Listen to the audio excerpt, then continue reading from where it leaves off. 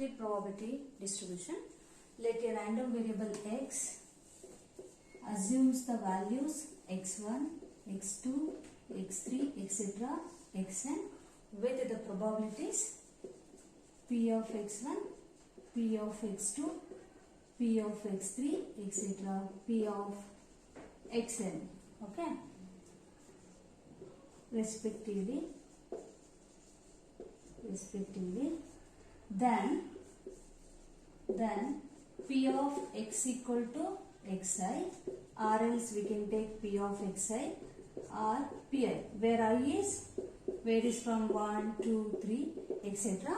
Then first condition for discrete probability distribution is summation of p of xi is equal to 1, and for all p of xi must be greater than or equal to 0. Okay, this is very important. Discrete probability distribution is based on these two conditions only. Okay, summation of p of xi is equal to 1 means, see in the table probabilities, p of x1, p of x2 plus etc., p of xn, sum must be 1. Okay, and for all p of xi is greater than or equal to 0 means all probabilities must be positive or 0. Okay, there is no probabilities not having negative sign. Okay, in discrete probability distribution, the distribution table is like this: x1, x2, x3, etc., xn. So p of x1, p of x2, p of x3, etc., p of xn. This is the distribution table. Here, to how to find out the mean and variance. Mean is represented by mu. Mu is equal to summation of pi into xi whole divided by summation of pi. This is the general formula of mean, but we know that in discrete distribution summation of pi value is 1, but summation of pi is 1. Therefore, mean formula is summation of pi into xi. Okay, mean is also known as variance, is represented by sigma square.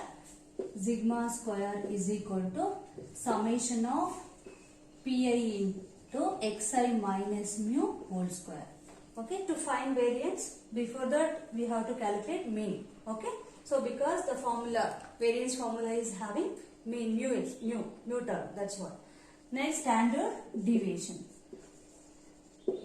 Standard deviation is sigma, represented by sigma.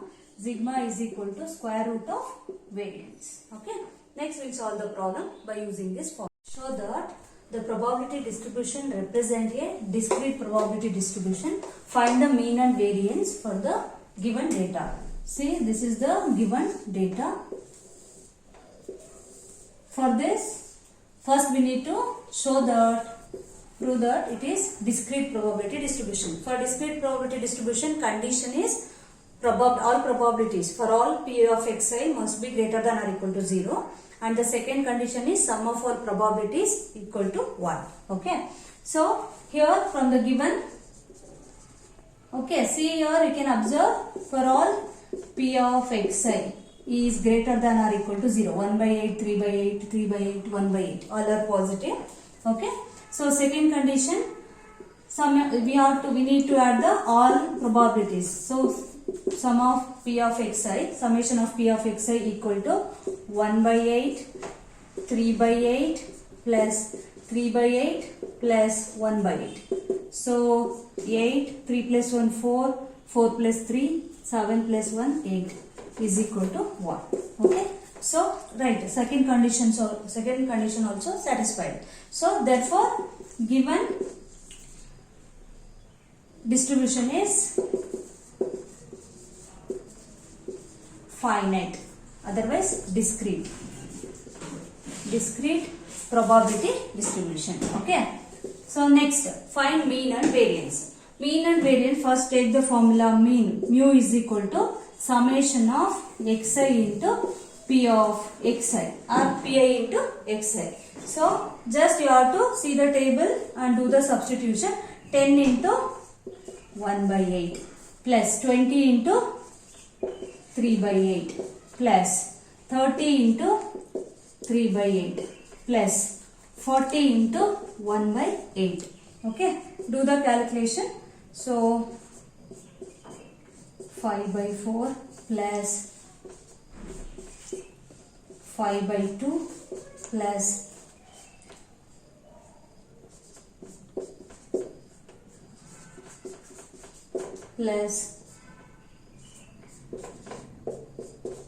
so it is 5. So add all these terms. So mean you will get 25. So mean is 25. Take LCM and do the calculation. For the given problem you will get the mean 25. Next we find out the variance. Second one, variance.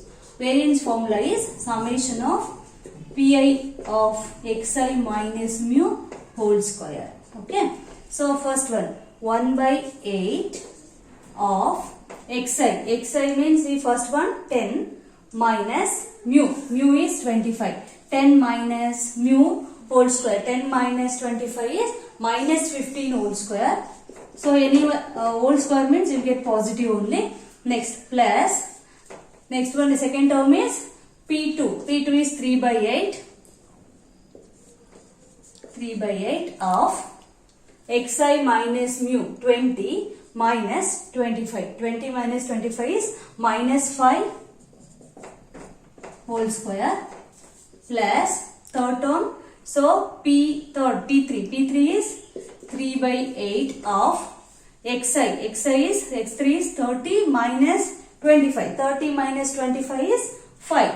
So it is 5 square plus next 40. So here P we have to take P4. P4 is 1 by 8 of, so xi minus mu. Xi is 40 minus 25. Okay. So here you get 40 minus 25 is 15. So it is whole square. Okay. So this is the, after that you have to expand it and you get the variance is 75. Okay. This is mean and variance. In the second problem, find the value of k such that the following probability distribution represent finite. Finite means discrete. Okay. And hence find P of x is less than 1. Second one, P of x is greater than or equal to minus 1.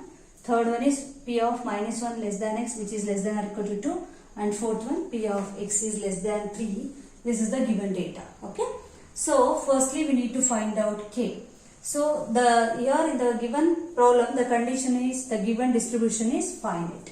So we can take the summation of P of xi equal to 1. By using this data we have to find out, we have to evaluate k. So 0.1 plus k plus 0.2 plus 2k plus 0.3 plus k. All probabilities have taken and added. Okay. So 1k, 2k and k. So 2, 3, 4k plus 0.1, 0.2, 0.3. So 0.6 equal to 1. So 4k is equal to 1 minus 0.6. So it is 0.4. So k is equal to 0.4 divided by 4. So k is 0.1. So first one, find k. K is evaluated. It is 0.1. After finding k, I'll construct the table. So when x is minus 2, 0.1. So P of x is 0.1. K means 0.1. 0.2. 2k means 0.2. 0.3. And it is 0.1. Okay. So this is the new probabilities. After finding k, I reconstructed the probabilities. Okay. So then first condition. See the first one. P of x is less than 1. So probability when x is less than, strictly less than 1. Less than 1. See here. I'll consider this and okay. So less than 1. Strictly less than 1 means here 1 it is not included. So we have to consider P of minus 2, P of minus 1, P of 0. But we should not include the point P of 1. Okay. So, which is equal to P of minus 2 plus P of minus 1 plus P of 0 plus this is not there. So, only these three probabilities we should take, we have to do the sum. 0.1 plus 0.1 plus 0.2. Okay. So, it is 0.4. Okay.